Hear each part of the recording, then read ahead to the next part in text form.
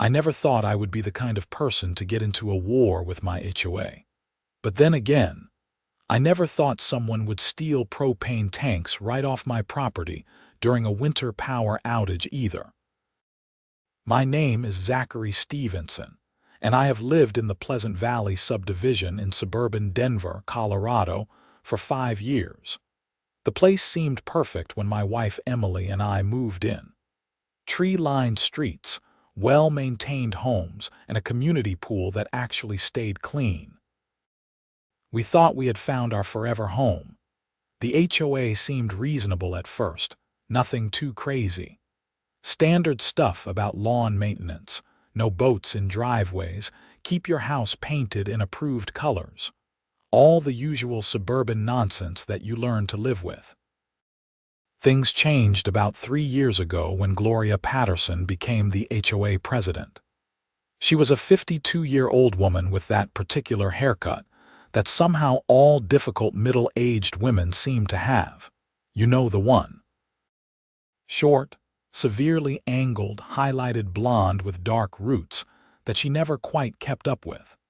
She wore velour tracksuits in various pastel colors and drove a white Lexus SUV that she parked diagonally across 2 spaces at the grocery store.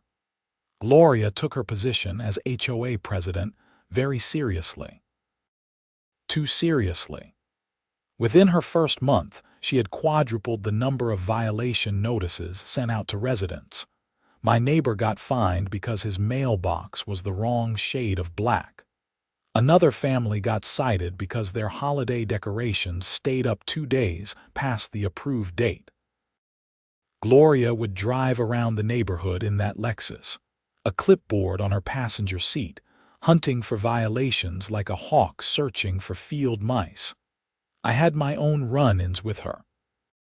She once knocked on my door at 7 in the morning on a Saturday to inform me that my trash cans were visible from the street. Never mind that it was trash day and the garbage truck was literally coming down the road. According to Gloria, the cans should have been placed behind a privacy screen or in the garage until the exact moment the truck arrived. I told her politely that I would take it under advisement, which was my way of saying absolutely not. Emily always told me to just play nice with Gloria, to not rock the boat. My wife was a kindergarten teacher and had endless patience for unreasonable people. I worked as an IT consultant from home, which meant I was around to witness Gloria's antics far more often than most of the other working residents. I saw her measuring the height of people's grass with a ruler.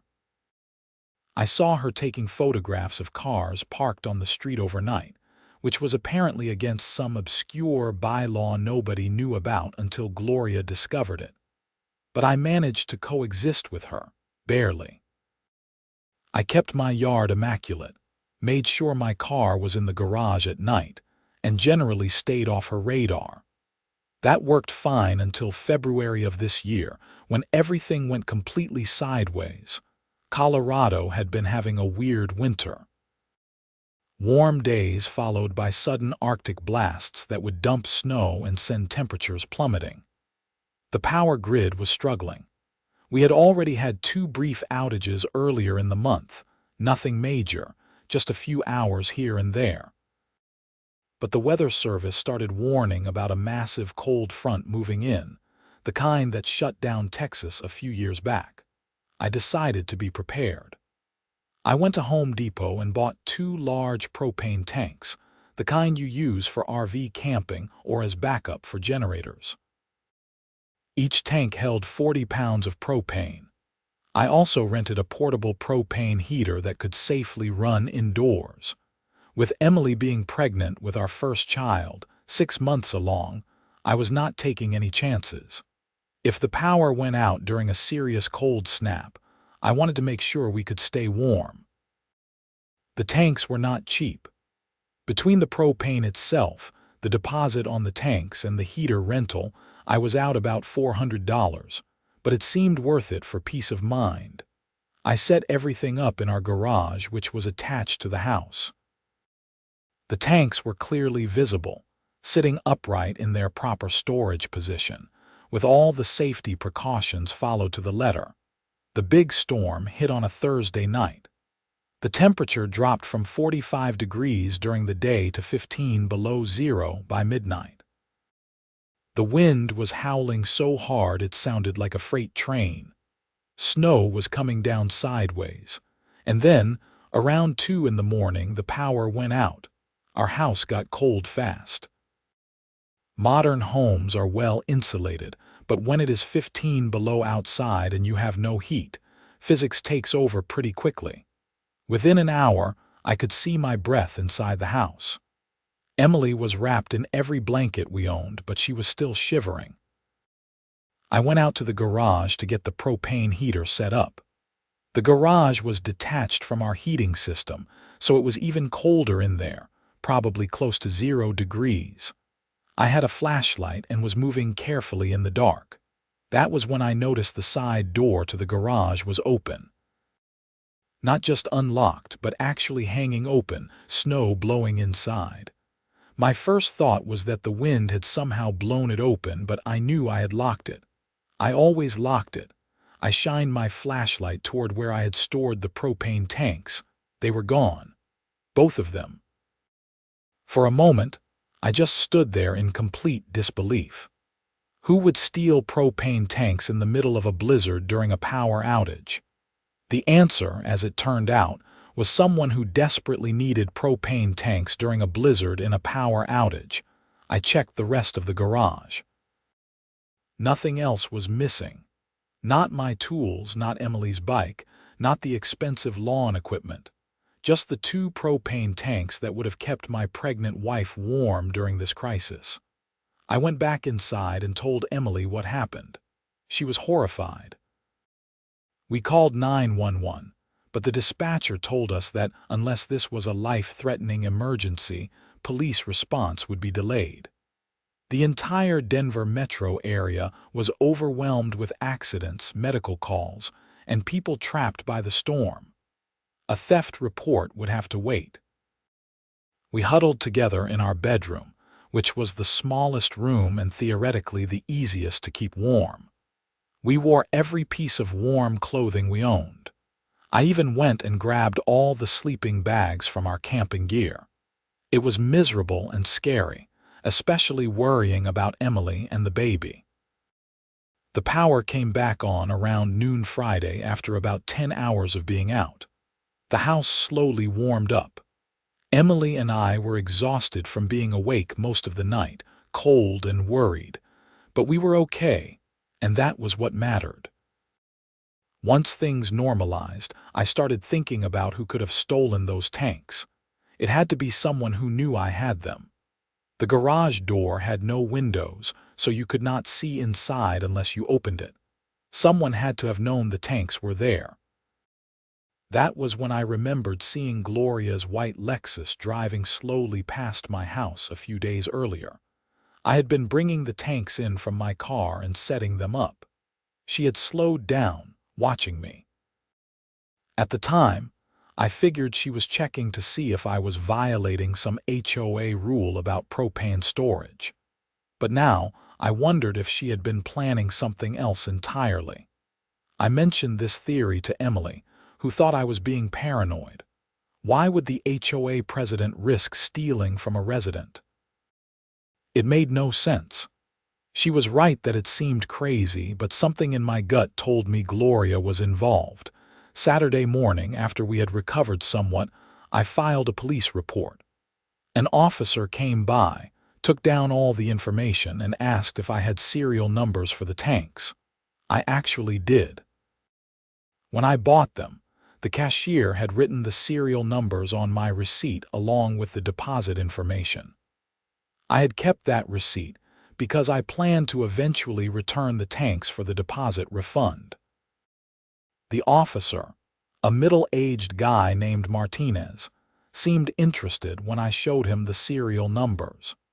He explained that propane tanks have to be registered and tracked for safety reasons, and that serial numbers could potentially be traced if the tanks showed up somewhere. Do you have any idea who might have taken them? Officer Martinez asked.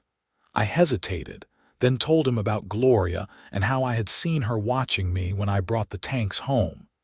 He wrote it all down but did not seem convinced that the HOA president would be involved in something like this. We will keep an eye out for the tanks, he said. In the meantime, if you see anything suspicious or remember any other details, give us a call. After he left, Emily told me I needed to let it go. We filed the report. We had insurance that would probably cover the loss, and there was no point in obsessing over it. She was probably right, but I could not shake the feeling that Gloria had something to do with this. Monday morning, I decided to take a walk around the neighborhood. The storm had passed, and crews were still clearing snow from the streets. It was a bright, sunny day, the kind where the snow sparkles and everything looks like a postcard. I was not really expecting to find anything, but I needed to clear my head. I walked past several houses, waving to neighbors who were out shoveling their driveways. Then I turned the corner onto Meadowbrook Lane, where Gloria lived. Her house was one of the larger ones in the subdivision, a 2-story colonial with a 3-car garage. Everything about it was immaculate, of course. Not a single icicle out of place. Her white Lexus was in the driveway, which meant she was home. I almost kept walking, but then something caught my eye. The side door of her garage, partially visible from the street, had what looked like a new padlock on it. It was one of those heavy-duty outdoor locks, the kind you use when you are really serious about keeping people out, or keeping something in. I could not see into the garage from where I was standing on the sidewalk, but my suspicions went into overdrive. I pulled out my phone and took a few pictures of her house, trying to be discreet about it. Then Gloria's front door opened. She came out wearing a purple velour tracksuit and white sneakers, her highlighted hair styled in that severe angle. She had a coffee mug in one hand, and she was staring directly at me. "Can I help you with something, Zachary?" she called out, her voice dripping with false sweetness. I felt like a kid caught with his hand in the cookie jar, but I tried to play it cool. "Just taking a walk, Gloria, trying to get some fresh air after being cooped up during the storm." She walked down her driveway toward me, stopping at the edge of her property. Up close, I could see she looked tired, with dark circles under her eyes that her makeup did not quite hide. "That was quite a storm," she said. "I heard several homes had some trouble with the cold. I hope you and Emily managed okay." There was something in the way she said it, a little too curious, a little too interested, like she knew exactly how we had managed. "We got through it," I said, keeping my voice neutral. "Though someone did break into our garage and steal our propane tanks during the outage. Weird, right?" I watched her face carefully. For just a second I saw something flicker in her eyes. Recognition. Guilt. Then it was gone, replaced by an expression of exaggerated concern. "Oh no, that is terrible," she said. "Did you report it to the police?" I did. They took down all the information, including the serial numbers from the tanks. The officer said propane tanks can be traced through their registration numbers. Apparently, they take theft of that stuff pretty seriously. Another flicker. Her grip on her coffee mug tightened slightly. "Well, I hope they find whoever did it," she said. "We cannot have thieves in our neighborhood. It is my job as HOA president to keep this community safe." The irony of that statement was not lost on me. "I am sure the police will figure it out," I said. "Have a good day, Gloria." I walked away, feeling her eyes on my back the entire time. When I got home and told Emily about the interaction, she thought I was reading too much into things. But I knew what I had seen. Gloria was nervous, and that new padlock on her garage was not a coincidence. That afternoon, I called Officer Martinez and told him about Gloria's house and the new lock on her garage. He sounded skeptical, but said he would make a note of it. I could tell he thought I was just a paranoid homeowner with a grudge against his HOA president. Tuesday came and went without any news. I tried to focus on work, but I kept thinking about those propane tanks sitting in Gloria's garage. I was almost certain that was where they were, but I had no proof and no way to get any. Wednesday morning, I got a call from an unknown number. It was Officer Martinez. "Mr. Stevenson, I wanted to give you an update on your case," he said. "We caught a break. One of our officers was doing wellness checks in the neighborhood yesterday and happened to see through a window of Miss Patterson's garage. He noticed what appeared to be propane tanks that did not match the usual residential setup. Based on your tip and the serial numbers you provided, we obtained a warrant to search her property." My heart was racing. "And we executed the warrant this morning. We found your 2 propane tanks in her garage, hidden under a tarp. The serial numbers match your receipt exactly." I felt a surge of vindication mixed with anger. So she really did steal them. It appears so. We also found propane tanks that may have been taken from 2 other homes in the area. We are working on tracking down those owners now. Miss Patterson has been arrested and charged with multiple counts of theft and burglary. She is currently being processed. I could barely believe what I was hearing. The HOA president, the woman who was supposed to be upholding community standards and keeping the neighborhood safe, was a thief. "What happens now?" I asked. "You will need to come down to the station to formally identify your property. Once that is done, we can release the tanks back to you. As for Miss Patterson, she will have a court date set, probably within the next few weeks. You may be called to testify." "Absolutely, I will be there." After I hung up, I told Emily everything. She was shocked but also relieved that I had not been crazy after all. More importantly, she was angry that Gloria had endangered us, especially with Emily being pregnant. "What kind of person does that?" Emily asked, her voice shaking with emotion. "We could have been seriously hurt. The baby could have been hurt." She was right. While we had managed to stay safe, the situation could have been much worse. If the power had stayed out longer, if the temperatures had dropped even further, hypothermia was a real possibility. Gloria had put us in danger for her own comfort. I drove to the police station that afternoon. Officer Martinez met me and walked me through the process. In the evidence room, I saw my 2 propane tanks, right down to a small dent on one of them that I had noticed when I first bought it. I signed the paperwork confirming they were mine. "We are still investigating how she knew you had these," Officer Martinez said. "But based on her position as HOA president, she had access to a lot of information about residents. She probably made a habit of monitoring the neighborhood and knew exactly who had supplies that she wanted." "What about the other tanks you found? Do you know who they belong to?" "We identified one owner so far, a family on the other side of the subdivision. They reported their tanks missing but did not have serial numbers, so we could not confirm it was theft versus misplacement. But when we showed them the tanks from Miss Patterson's garage, they immediately identified them by some custom markings they had made. The 3rd set of tanks is still unaccounted for. We are going to put out a notice to the neighborhood to see if anyone else had propane stolen." "This is unbelievable," I said.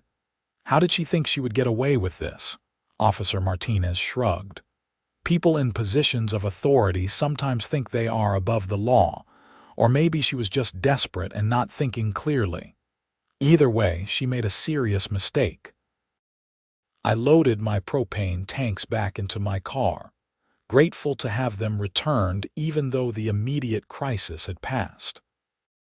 As I drove home, I thought about how Gloria had spent years positioning herself as the moral authority of our neighborhood, enforcing every petty rule and regulation, while secretly being willing to steal from the very people she was supposed to serve. The news spread through the neighborhood like wildfire.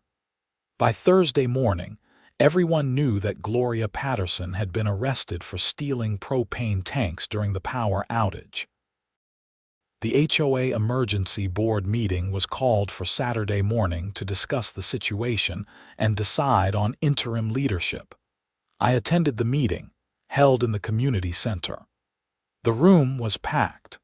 Everyone wanted to know what had happened and what it meant for the HOA going forward. The vice president, a mild-mannered accountant named Robert Chen, ran the meeting. He looked overwhelmed by the sudden responsibility. As you all know by now, Gloria Patterson was arrested earlier this week on charges related to theft of property from multiple residents, Robert began, reading from a prepared statement. She has resigned her position as HOA president effective immediately. We are here today to discuss interim leadership and to address any concerns the community may have. The questions came fast and furious. People wanted to know if the HOA had any legal liability. They wanted to know if Gloria had been misusing HOA funds. They wanted to know how this had been allowed to happen. I raised my hand and Robert called on me. "I am one of the victims of Gloria's theft," I said, and the room went quiet. "I want everyone to understand that this was not just about property. My wife is pregnant, and we were without heat in sub-zero temperatures because Gloria decided her comfort was more important than our safety. This could have had serious consequences." There were murmurs of agreement around the room. Other people started sharing their own stories about Gloria's behavior over the years. The excessive fines, the petty enforcement of trivial rules, the way she seemed to enjoy wielding power over her neighbors. A woman I recognized from a few streets over stood up. "Gloria fined me $300 last year because my garden gnome was considered an unauthorized lawn decoration," she said. $300 for a gnome. Meanwhile, she is breaking into people's garages and stealing from them. The hypocrisy is incredible. The meeting went on for 2 hours. By the end, the board had voted to appoint Robert Chen as interim president and to conduct a full audit of HOA finances and Gloria's actions over the past 3 years. They also voted to review and reform many of the more draconian rules that Gloria had either created or zealously enforced. I left the meeting feeling like maybe something positive could come from this disaster. The neighborhood was coming together, united in their frustration with how things had been run and determined to make changes. 3 weeks later, Gloria's preliminary hearing took place. I had been subpoenaed to testify, along with the other family whose tanks had been stolen. Emily came with me to the courthouse for moral support. The courtroom was smaller than I expected, and less dramatic than what you see on TV. Gloria sat at the defendant's table with her attorney, a sharp-looking woman in a gray suit. Gloria looked diminished somehow, wearing a conservative dress instead of her usual velour tracksuits, her hair less styled than usual. When I was called to testify, I walked to the witness stand and was sworn in. The prosecutor, a young man named David Mills, asked me to describe what had happened the night of the theft. I told the story chronologically, buying the propane tanks for safety during the anticipated power outage, seeing Gloria drive slowly past my house when I was setting them up, the storm hitting and the power going out, discovering the tanks were stolen from my locked garage, finding out later that Gloria had them hidden in her garage. "Mr. Stevenson, your wife is pregnant, is that correct?" the prosecutor asked. "Yes, she is 6 months pregnant." "And what would have happened if you had not had those propane tanks available during the outage?" "We would have been without heat in sub-zero temperatures," I said. "The power was out for 10 hours. Even though we ultimately managed without the tanks, the situation was dangerous, especially for my wife and unborn child. Gloria's attorney cross-examined me, trying to suggest that perhaps I had forgotten to lock the garage door or that someone else could have taken the tanks. But the facts were clear. The tanks with matching serial numbers had been found in Gloria's garage, along with other stolen property. The other victim, a man named Tom who lived across the subdivision, gave similar testimony. His family had also been without heat during the outage after their propane tanks were stolen. Then it was Gloria's turn. Her attorney had advised her not to testify, which was probably smart, but it meant the court only heard the prosecution's side of the story. After all the testimony was heard, the judge ruled that there was sufficient evidence to move forward with a trial. Gloria's bail was set at $10,000, which her husband posted. She was ordered to have no contact with any of the victims and to stay away from HOA activities. As we left the courthouse, I saw Gloria standing with her husband in the parking lot. He was a quiet man who worked in banking, someone I had only met a handful of times at neighborhood events. He looked devastated. Gloria herself would not make eye contact with anyone. You feel bad for her? Emily asked me as we drove home. I thought about it. I feel bad that she threw away her reputation and her freedom for something so stupid. But no, I do not feel bad that she is being held accountable. She made a choice to steal from her neighbors, knowing we were in crisis. She deserves whatever consequences come from that. The trial itself took place 2 months later in late April. Spring had arrived in Denver, and it was hard to believe that just a few months earlier we had been in the middle of that terrible cold snap. The trial lasted 3 days. The prosecution laid out their case methodically. They showed photographs of the stolen tanks in Gloria's garage. They presented the serial number evidence. They called witnesses, including me, Tom, and Officer Martinez. The most damaging testimony came from Gloria's own records. As HOA president, she had kept detailed notes about the neighborhood. In those notes, investigators found entries where she had specifically documented which homes had generators, propane tanks, or other emergency supplies. She had been systematically identifying targets. When the prosecution revealed this, the courtroom reacted audibly. Gloria had not just randomly stolen from us. She had been planning it, watching and waiting for an opportunity. Gloria's defense tried to argue that she had been in a state of panic during the storm, that she had not been thinking clearly, that she intended to return the items after the crisis passed. But the evidence of her premeditation undermined that argument. The jury deliberated for less than 4 hours. They found Gloria guilty on all counts, 3 counts of burglary in the 2nd degree and 3 counts of theft. Sentencing was scheduled for 6 weeks later. In Colorado, 2nd-degree burglary is a felony that can carry significant prison time, especially with multiple counts. Gloria's attorney requested leniency, arguing that she had no prior criminal record and that the items had been recovered without permanent damage. The judge, a stern woman in her 60s named Judge Patricia Reynolds, was not sympathetic. "Miss Patterson, you held a position of trust in your community," Judge Reynolds said during sentencing. "You were elected to serve your neighbors, to protect their interests and maintain their quality of life. Instead, you violated that trust in the most egregious way possible. You did not just steal property. You endangered lives, including that of an unborn child, during a crisis situation. Your actions were premeditated and showed a callous disregard for the safety and well-being of the very people you were supposed to serve." Judge Reynolds sentenced Gloria to 4 years in the Colorado Department of Corrections, with the possibility of parole after 2 years.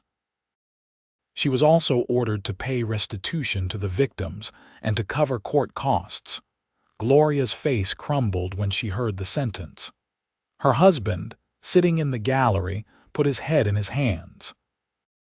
It was a dramatic fall from grace for someone who had once wielded so much power in our little neighborhood.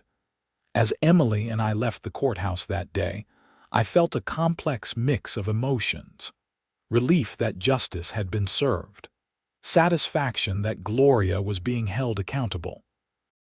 But also a strange sadness that things had come to this point at all. "You think 4 years is too harsh?" Emily asked as we drove home. "I do not know," I admitted. "Part of me thinks she deserves it for what she did. But part of me wonders what was going on in her life that made her think this was okay. Though I guess that is what jail time is for, to think about your choices." Life in Pleasant Valley subdivision slowly returned to normal, or rather, to a new version of normal. Robert Chen proved to be an excellent HOA president, running things with common sense and actual concern for residents rather than petty power trips. Many of Gloria's most ridiculous rules were repealed or modified to be more reasonable. The community seemed lighter somehow, less anxious. People were not constantly worried about being fined for having their trash cans visible or their grass being a 1/4 inch too tall. Block parties started happening again. Neighbors actually talked to each other, instead of avoiding each other out of fear of being reported to the HOA. Emily and I had our baby in May, a healthy boy we named Lucas. Holding him in my arms, I thought about how different things could have been if the power outage had lasted longer, if the temperatures had been even worse, if we had not found a way to stay warm. Gloria's theft could have had tragic consequences. I also thought about the propane tanks that had started this whole saga. After everything that happened, I returned them to Home Depot and got my deposit back. I bought a natural gas generator instead, something that could not be stolen and would not require stored fuel. I also installed security cameras around our property and upgraded all our locks. The violation of having someone break into our garage had left me more cautious than before. About a year after Gloria was sent to prison, I got a letter in the mail. It was from her. I almost threw it away without reading it, but curiosity got the better of me. The letter was handwritten on lined paper. Gloria's handwriting was surprisingly neat, almost elegant. "Dear Zachary," it began. "I know you have no reason to read this letter, let alone believe anything I write. But I wanted to try to explain, not to excuse what I did, but to at least offer some context. When the storm was coming, I panicked. My husband was out of town on business, stuck in Chicago because of flight cancellations. I was alone in the house, and our heating system had been acting up. When the power went out, I was terrified. I knew from my HOA records who had propane, and I convinced myself that I would just borrow the tanks for the night and return them. I told myself it was not really stealing if I planned to give them back. I know how stupid that sounds now. I know what I did was wrong, dangerous, and inexcusable. I have had a lot of time to think about my actions and the kind of person I became. Being HOA president gave me a sense of control that I let get out of hand. I used that position to feel important and powerful, and somewhere along the way I lost sight of the fact that I was supposed to be serving the community, not ruling over it. I understand that you and Emily were put in danger because of my selfishness, especially with her being pregnant at the time. I am grateful that you are both okay and that your baby was born healthy. I heard through my husband that you had a son. Congratulations. I do not expect your forgiveness. I do not deserve it. But I wanted you to know that I am truly sorry for what I did to you and your family.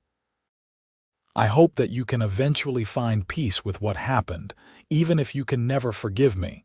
Sincerely, Gloria Patterson. I read the letter twice, then showed it to Emily. She read it silently, her expression thoughtful. "What do you think?" I asked. I think she probably means it, Emily said. Prison gives people a lot of time to reflect, but an apology does not erase what she did. No, it does not, I agreed. I put the letter in a drawer and did not respond to it. Maybe someday I would feel differently, but right then, I was not ready to forgive. What Gloria did had endangered my family during one of the scariest nights of our lives. Her remorse was her own to deal with. 2 years after her sentencing, Gloria was released on parole. I heard through the neighborhood grapevine that she and her husband had moved out of state, somewhere in Arizona. She was apparently working as a retail clerk and had no involvement with any HOA or community organizations. Her terms of parole included staying away from any position of authority over others for at least 5 years. Pleasant Valley continued to thrive under Robert's leadership, and eventually under other, elected presidents who followed him. The neighborhood became known as one of the more desirable subdivisions in our part of Denver, specifically because the HOA was reasonable and community-focused rather than authoritarian. I eventually became friends with Tom, the other guy whose propane tanks had been stolen. We would joke darkly about being members of an exclusive club nobody wanted to join. He and his family moved to Florida a few years later, seeking warmer winters and fewer memories of being cold and powerless. As for me and Emily, we stayed in Pleasant Valley. We loved our house, loved our neighbors, and felt like we had helped create positive change in our community. Lucas grew into a happy, energetic toddler, and Emily got pregnant again when he was 2. Another boy, this time named Daniel. Sometimes on winter nights, when I hear the wind howling outside, I think about that terrible storm and everything that followed. I think about how a single act of selfishness and entitlement rippled through so many lives. Gloria lost her freedom, her reputation, and her home. Her husband stood by her, but their lives were permanently altered. The neighborhood lost its faith in leadership and had to rebuild trust from scratch. And my family, we lost our sense of security and had to work to regain it, but we also gained something. We gained a real community, one built on mutual respect rather than fear. We gained perspective on what really matters in life, and we gained a story that we will probably be telling for the rest of our lives, about the time the HOA president stole our propane tanks and ended up in prison for it. I never would have predicted that buying 2 propane tanks as a precaution during a winter storm would lead to a criminal trial and a complete overhaul of our neighborhood's power structure. But life has a way of surprising you, and sometimes the most mundane preparation can spark extraordinary consequences. The serial numbers on those tanks, something I almost did not bother keeping track of, ended up being the key piece of evidence that brought Gloria to justice. It is funny how small details can matter so much. If I had not saved that receipt, if I had not documented those numbers, Gloria might have gotten away with it. She could have returned the tanks after the storm, and I would have just assumed someone had stolen them and pawned them somewhere untraceable. But I did save that receipt, and the police were able to trace those tanks directly back to Gloria's garage. Justice was served, not through luck or coincidence, but through basic preparation and documentation. Officer Martinez told me later that most theft cases involving propane tanks go unsolved because people do not keep records. I happened to be in the small minority who did, and it made all the difference. Years later, when Lucas was old enough to understand, I told him a simplified version of the story. I explained that someone in our neighborhood had done something wrong and had to face consequences for it. I told him that even people in positions of authority have to follow the rules, maybe especially people in positions of authority. I wanted him to understand that justice matters, that accountability matters, and that standing up for yourself and your family is important. He listened with wide eyes, fascinated by the idea that the person who had been in charge of making sure everyone followed the neighborhood rules was the one who broke the most serious rules of all. Kids have an innate sense of fairness, and he immediately understood that what Gloria did was wrong. "Did she ever say sorry?" he asked. "She did," I told him. "She wrote me a letter from prison saying she was sorry. Did you forgive her?" That was a harder question to answer. "I am working on it," I said. "Forgiveness takes time, especially when someone hurts you or scares you.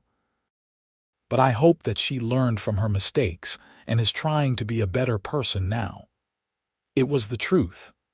I did hope Gloria was doing better, that prison had actually rehabilitated her rather than just punished her. I did not know if I would ever truly forgive her, but I was not actively angry anymore. Time had dulled the sharp edge of that emotion, leaving behind something more like resigned acceptance. The whole experience taught me a lot about human nature, about how power can corrupt even in the smallest ways, and about how crisis situations reveal people's true character. Gloria had been given a little bit of authority and had let it define her.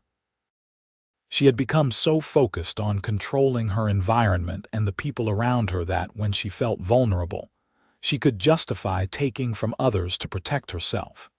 In a way, the HOA structure had enabled her behavior. The rules and regulations, meant to maintain property values and community standards, had become tools for her to wield against her neighbors. Without adequate oversight or checks on her power, she had been able to create a culture of fear and resentment. After Gloria's arrest, the HOA board implemented new bylaws specifically designed to prevent future abuse of power. Presidents now served shorter terms with strict term limits.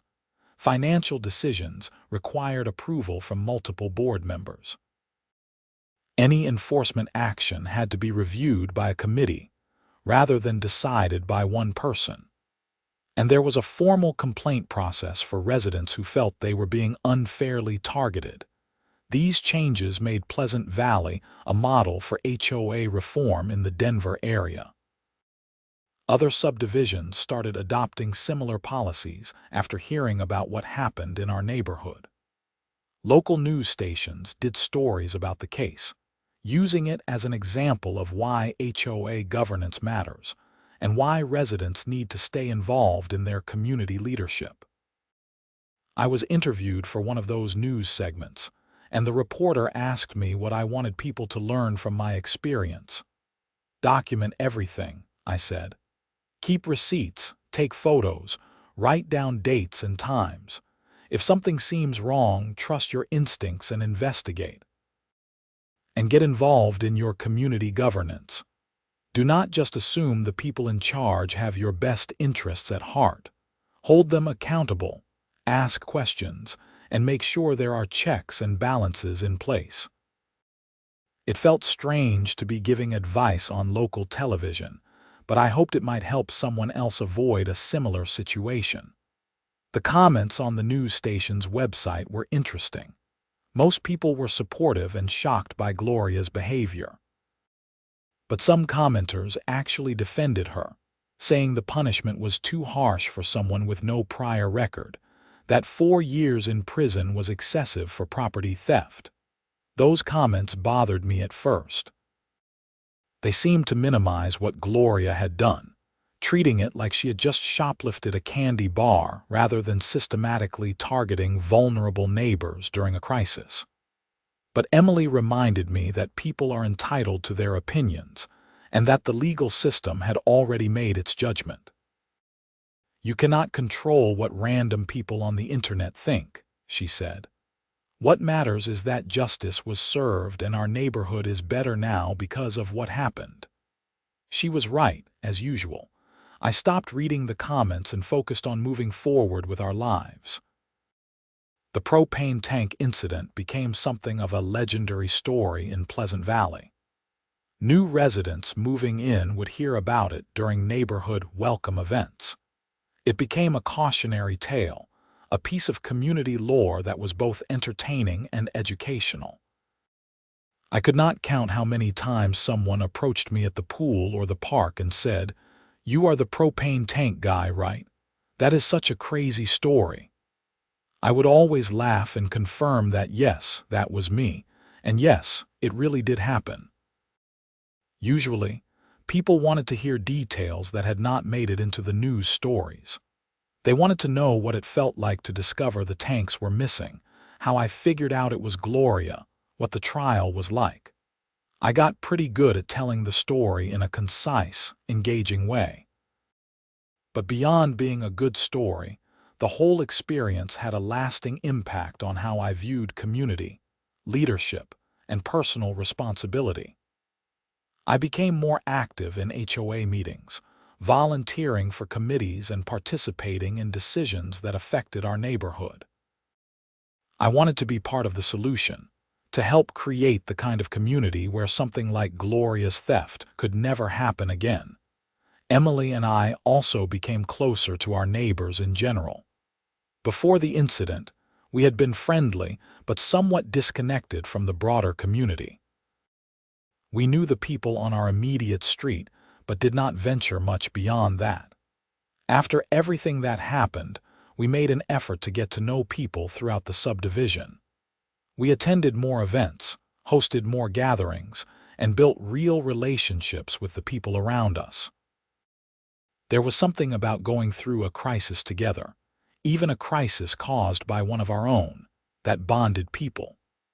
We had all been affected by Gloria's actions in one way or another, whether directly as victims or indirectly as community members whose trust had been violated. Processing that collectively helped us heal and move forward. I also became an advocate for better crisis preparedness in our area. I worked with local emergency management to develop neighborhood emergency plans. We organized workshops on winter storm preparation, power outage readiness, and community resilience. We even created a neighborhood resource sharing system where people could offer or request help during emergencies without fear of being taken advantage of. It was ironic in a way. Gloria's theft, meant to serve only herself during a crisis, ended up making our entire community stronger and more prepared for future emergencies. Her selfish act had catalyzed positive change that would benefit hundreds of families for years to come. Sometimes I wonder what would have happened if that storm had never come, if the power had stayed on, if Gloria had never had the opportunity or the motivation to steal those tanks. Would she have continued as HOA president, becoming increasingly authoritarian and difficult? Would something else have eventually exposed her character, or would she have served out her term without incident? There is no way to know, of course. History only moves in one direction, and we can only deal with what actually happened rather than what might have been. But I do think that crisis situations have a way of revealing truth. The storm stripped away pretense and comfort, leaving only raw need and decision-making. Gloria made her choice, and it defined her legacy. My choice had been to prepare responsibly and then to pursue justice when I was wronged. I could have let it go, written off the loss and moved on. Many people probably would have, especially after the immediate crisis passed and the power came back on. But something in me needed accountability, needed to know that actions have consequences even for people in positions of authority. That need for accountability had driven me to document everything, to follow up with the police, to testify in court. It had not been easy or comfortable. Going through the legal process was time-consuming and sometimes stressful. But in the end, it was worth it. Not just for me, but for the community as a whole. Gloria served her time and was released, presumably having learned from her experience and ready to rebuild her life on a better foundation. I genuinely hoped that was true. I did not wish ongoing suffering on her. I just wanted her to understand the impact of her actions and to make better choices going forward. The last I heard, through distant connections and occasional updates, Gloria was working in retail management in Phoenix and staying completely away from any HOA involvement. Her husband had found a new job in Arizona, and they were trying to start fresh away from the shadow of scandal. It sounded like the kind of quiet, humble life that maybe she should have been living all along, instead of seeking power and control in a suburban neighborhood. As for me, life continued in Pleasant Valley. Lucas and Daniel grew up playing in the same parks and streets where that drama had unfolded. They would eventually learn the full story of what happened before they were old enough to remember, and hopefully, they would take lessons from it about integrity, justice, and community. The propane tanks themselves, the physical objects at the center of this entire saga, ended up being returned and eventually traded in. I bought that natural gas generator instead, mounted permanently on a concrete pad beside our house, connected directly to the gas line. It was more expensive but infinitely more practical and secure. When power outages happened now, which they still did occasionally during Colorado's dramatic weather, the generator kicked on automatically. No tanks to steal, no fuel to store, no vulnerability to theft. Every time I heard that generator rumble to life during an outage, I thought about Gloria and those tanks and everything that had transpired. It was a reminder of how the smallest choices can cascade into major consequences, how preparation matters and how justice, while sometimes slow, can prevail when you have the facts on your side. Those serial numbers, meticulously recorded on a receipt I almost threw away, had been the key to everything. They were the undeniable proof that connected the stolen property directly to Gloria. Without them, it would have been my word against hers, and who knows how that would have turned out. The HOA president claiming ignorance versus a regular homeowner making accusations. The serial numbers made it impossible to deny. In presentations I later gave about home security and emergency preparedness, I always emphasized the importance of documenting your property. Serial numbers, photographs, receipts, anything that could prove ownership if something was stolen or damaged. People often glazed over during that part of the discussion, clearly thinking it was tedious or unnecessary. But I would tell them my story, and suddenly they understood why it mattered. A piece of paper with some numbers on it sent an HOA president to prison, I would say. That is how powerful documentation can be. It usually got their attention. The Pleasant Valley neighborhood eventually moved completely beyond the scandal. New families moved in who had never heard of Gloria Patterson or the propane tank theft. The community pool was renovated, the playground equipment was upgraded, and property values continued to rise. Our little corner of suburban Denver became exactly what it was supposed to be, a safe, pleasant place to raise families and build lives. But those of us who had lived through that winter, who remembered the storm and the theft and the trial, we carried the story with us. It was part of our collective history, a defining moment that had changed our community for the better despite its troubling origin. I sometimes thought about writing a more detailed account of everything that happened, maybe even a book. But this story, my story of how the HOA president stole my propane tanks during a winter power outage and ended up in prison because of serial numbers on a receipt, would probably be enough. It contained all the important elements: preparation, violation, investigation, justice, and ultimately, growth and healing. Standing on my driveway on a summer evening, watching Lucas and Daniel play basketball in the cul-de-sac with neighbor kids, I felt grateful for how things had turned out. not grateful for the theft or the stress or the danger we had been in, but grateful that we lived in a place where justice mattered, where evidence could overcome authority, and where communities could heal and improve after trauma. The white Lexus that used to cruise the neighborhood looking for violations was long gone. In its place were bicycles and skateboards and kids playing freely without fear. The locked garages that had once been targeted for theft now housed normal suburban equipment, tools, and seasonal decorations. The neighborhood had moved from fear to friendship, from suspicion to community. And somewhere in Arizona, I hoped Gloria Patterson was living a better life, having learned that power without ethics is just tyranny, and that stealing from your neighbors during a crisis will eventually catch up with you. The propane tank she took to keep herself warm during one cold night had cost her everything: her position, her reputation, her freedom, and her home.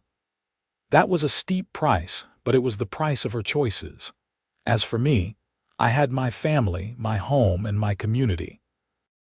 I had a story that people found interesting and lessons that I could share with others.